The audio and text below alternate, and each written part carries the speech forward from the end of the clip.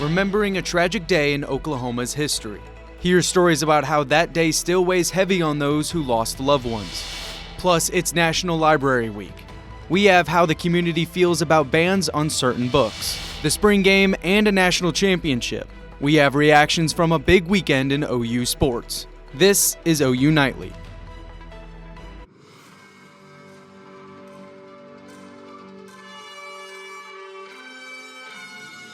It's been 31 years since the bombing of the Alfred P. Murrah Federal Building. Thanks for joining us for OU Nightly. I'm Bryn Mead. And I'm Lyndon Potter. Tonight we remember the 168 lives lost, all of whom were honored in a moving ceremony on a sunny Sunday morning in Oklahoma City. OU Nightly reporter Kevin Daniel begins our coverage.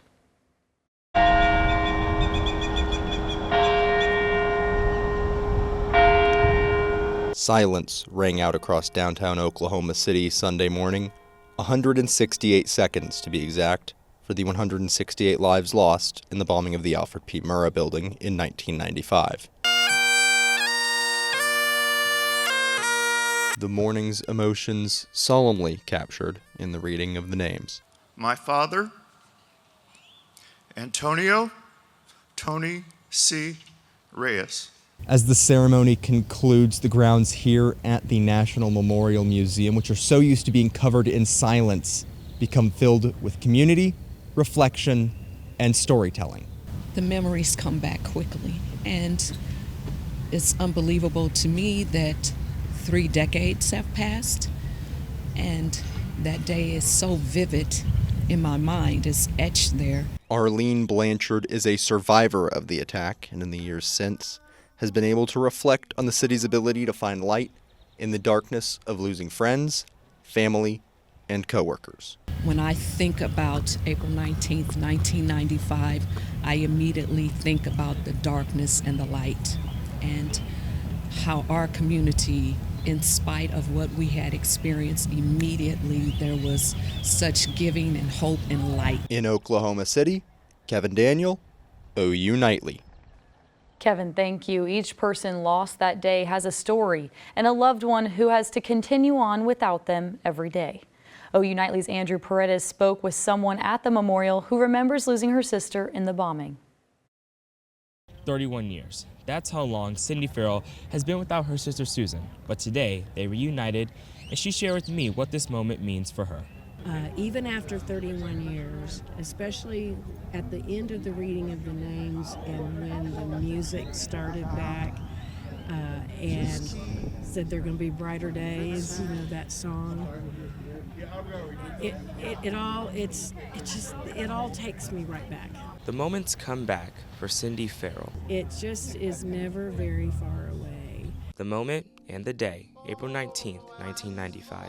When her older sister Susan Farrell was killed, along with 167 others at the Alfred P. Murrah Federal Building. Susan worked for the Department of Housing and Urban Development, her chair surrounded by her coworkers in the legal department, dressed in her favorite flowers. She did love lilies, and I thought the forsythia was just kind of representative of her. They're cheery colors, and I think she would have just really liked those. And when I saw them, I just thought, you know, that just looks bright and cheery. She loved color. And despite losing part of her family, Cindy says she gained a new one. So many of the family members and survivors we've come to know over the years, they've almost become like family. And many of these people we would not know but for the mommy. Cindy says her sister loved to help people and always helped those in need. After she died and we went through her things, we found check after check every month that she was writing to support different charities. Remembering Susan Farrell as someone who loved to love. She loved her neighbors and she loved her coworkers. And you would have enjoyed knowing her and being her friend, and she would have considered you a friend. From Oklahoma City, Andrew Paredes, OU Nightly. Thank you, Andrew. And later this week, the National Memorial and Museum will host its annual Run to Remember Marathon. The marathon will run April 24th through the 26th. You can sign up on their website at okcmarathon.com. Well, Bryn, we had a busy weather weekend with the storms that came through Oklahoma. That we did, Lyndon. OU Nightly meteorologist Isaac Walters is in studio. Isaac, how's the forecast looking for the week? Yes, after a very, very busy week of weather, we're going to see things not be as severe back to back to back as we saw last week. We will see some rain this week, though. The next 6 to 10 days looks pretty wet. There, that Climate Prediction Center has above average here for most of the state of Oklahoma. And we'll also be watching a severe weather threat on Thursday. So we're going to be checking very closely the next several days. We're also seeing abundant clouds in the area. We're also going to talk about maybe a potential weather forecast for the weekend for that Memorial Marathon. All of that coming up. Thanks, Isaac. In Louisiana, a shooting that left 8 children dead and a trial is being set for a viral singer. OU Nightly's Abigail Nickel has that in today's national headlines from the News Center. Police say 31-year-old Shamar Elkins shot and killed 8 children in Shreveport, Louisiana Sunday morning, including 7 of his own kids as well as a cousin. He also shot his wife and another woman. Both are expected to survive. Police say the victims killed range from ages 3 to 11, describing the mass shooting as domestic in nature. A 13-year-old boy escaped the home and is expected to recover. We've more than doubled our homicides in the city of Shreveport because of one act of domestic violence. We as a community, black, white, Republican, Democrat, need to stand together and fight for what is right. After the shooting, police say Elkins carjacked a vehicle and led police on a chase before he was ultimately killed by officers. There have been at least 116 mass shootings in the U.S. so far this year, according to the Gun Violence Archive. The Los Angeles County District Attorney's Office has filed murder charges against singer David Anthony Burke. This comes 7 months after 14-year-old Celeste Hernandez was found decomposed in the trunk of his Tesla. More than a year before that happened, Hernandez's family reported the 7th grader missing. It's not known what happened to her between that time and when she was found or exactly when she died. Burke's lawyers say they plan to defend his innocence. Right now, he is in jail without bail. Bryn, Lyndon. Abigail, thank you. This week is National Library Week. Find out how to find nationally banned books locally. And some good news, gas may not be a delicacy any longer. Expect to return to the pumps after learning why.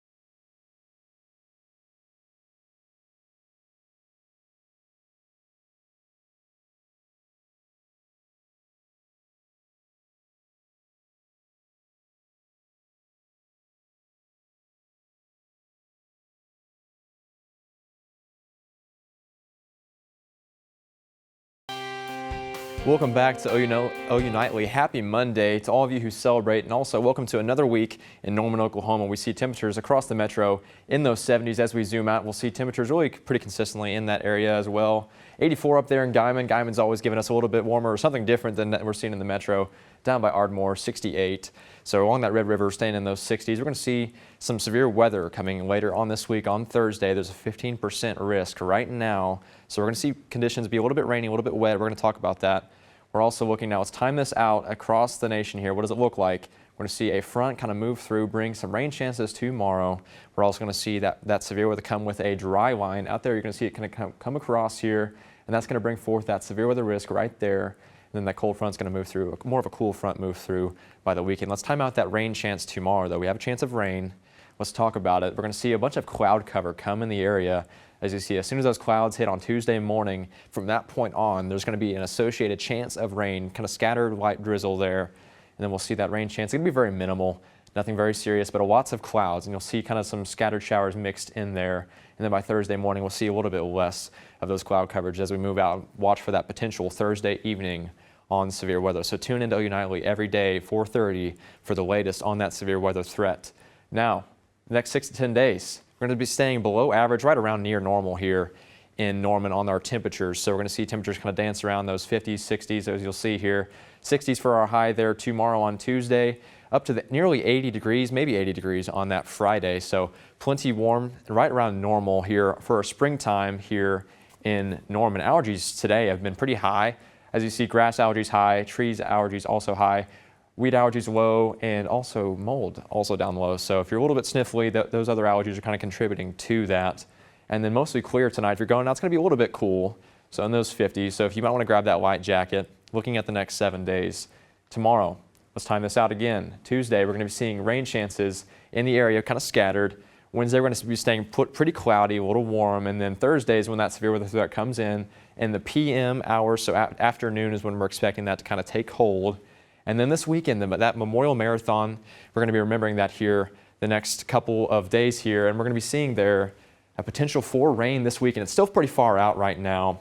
I remember I ran this last year, and seeing all the faces, 168 faces along the finish line was very, very powerful. It was a pretty nice day weather-wise there, but it's a very, very powerful time to be in Oklahoma City to remember the lives that were lost. And so we're hoping that the weather stays pretty clear for that day, but thank you.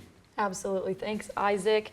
OU women's gymnastics this weekend to achieve their third back-to-back NCAA championship in the last 11 seasons. OU Nightly sports reporter Peyton Davis was there and has the story of how it went down. Everything is bigger in Texas, and so was the moment for Oklahoma women's gymnastics. 7 national titles is impressive, but 8, that is greatness. The Sooners get back-to-back national championships, proving why they're one of the sport's true dynasties.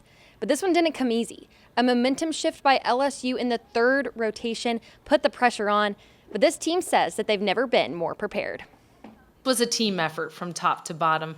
Everybody obviously had amazing moments on our team, but it was like a fight to the finish. I said it on Thursday. I really felt it would be, and boy, was it. What I told them was, you did everything you could, and you should be at peace because of that. Like I talked about our depth, Caitlin Smith is a great example. Everyone is prepared. Everyone can step up.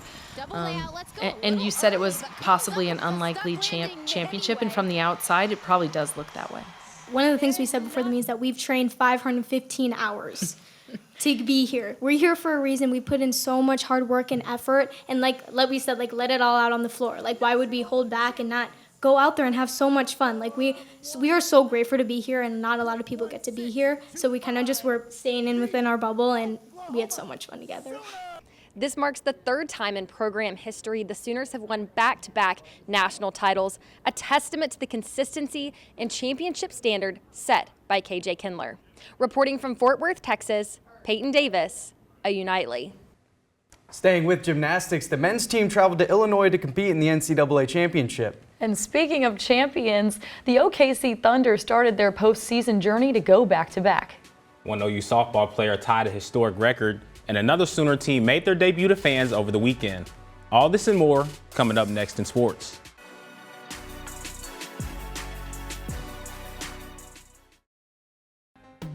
Hi, I'm Jamin Dawson, and it's time for sports. The OKC Thunder got off to a hot start in their first playoff game defending last year's title against the Phoenix Suns. OU Nightly's Chris Holman has the story. The Thunder dominated the Suns 119-84 to open up the playoffs, but that isn't what made this game special. April 19th marks the 31st anniversary of the Oklahoma City bombing, and the Thunder know how important this day is to this city. That's the top of everyone's mind in Oklahoma waking up this morning. And we just try to go out there, compete, give them a show, and I guess kind of take their minds off the tragedy and give them something to be happy about today. But yeah, nonetheless, it's created the character and the power in this city, and we wrote out that tonight for sure with the crowd. You have something that goes from tragedy into kind of that triumph story, and just how much the city was able to come together instead of splitting apart, and that was through the team. So I think that was really special, and I think that's one of the reasons we have that really cool bond with the fan base. The Thunder have now won their last 9 first-round games and look to sweep the first round for the 3rd year in a row. Reporting from the Paycom Center, Chris Holman, OU Nightly. Thanks, Chris. Oklahoma football concluded spring ball with their spring game Saturday, giving fans a taste of what to expect this fall from Team 132. The rushing attack has been the big point of emphasis for the Sooners. They have to find a way to get better. Today they showed it a little bit in the spring game. They ran the ball 47 times between the two teams for just over 170 yards, had 3 rushing touchdowns. Here's what head coach Brent Venables likes about the improvement. Really proud of that group. They worked incredibly hard. D-Lin did a fantastic job of giving them the tools to be able to go and execute at a high level. We had more explosive runs this spring than we had in the previous 3 years in all those springs combined. I think the running backs, they ran violent. They ran hard downhill. They were able to break some, trash arm tackles. I'm just thankful for it. I know I got to use my opportunity because, we have a pretty good running back room. So it's just using my opportunity and applying it to the field. True freshman DeSeven Walker led the team in rushing with 8 carries for 81 yards and a touchdown as his red team defeated the white team 31-3. From Owen Field, Hunter Cornejo, OU Nightly. Thanks, Hunter. OU softball lost their first home game of the season Saturday to number 6 Arkansas, and the Sooners responded Sunday with the 11-1 run rule victory over the Razorbacks to win the series as Kendall Wells' 34th home run tied Jocelyn Allo for OU's single-season home run record. Number 14 Oklahoma baseball swept Mizzou in their weekend home series, and the Tigers never caught a lead, with the Sooners outscoring them 21-10 over 3 games. OU is back on the diamond Tuesday in Norman against Oral Roberts at 6:30. Kelton Christensen, Tyler Flores, and Nathan Roman all won individual national championships as the OU men's gymnastics team finished as the national runner-up at the 2026 NCAA championships. Bryn, Lyndon. Thanks, Jamin. And coming up, a local Oklahoma hero crowned for his life-saving tactics. Find out who is taking the throne at a high school just 45 minutes away.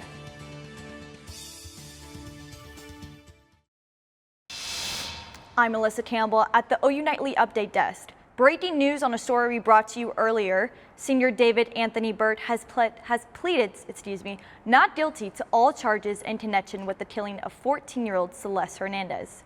The Los Angeles County District Attorney Office filed murder charges against him earlier today. Burt's lawyers say they plan to defend his innocence. Bryn, Lyndon. Thanks, Alyssa. And Isaac, let's take another look at that Thursday severe weather. Yeah, so let's take a look. Now we're going to see temperatures kind of stay pretty consistent. That severe weather on Thursday is going to be in the evening.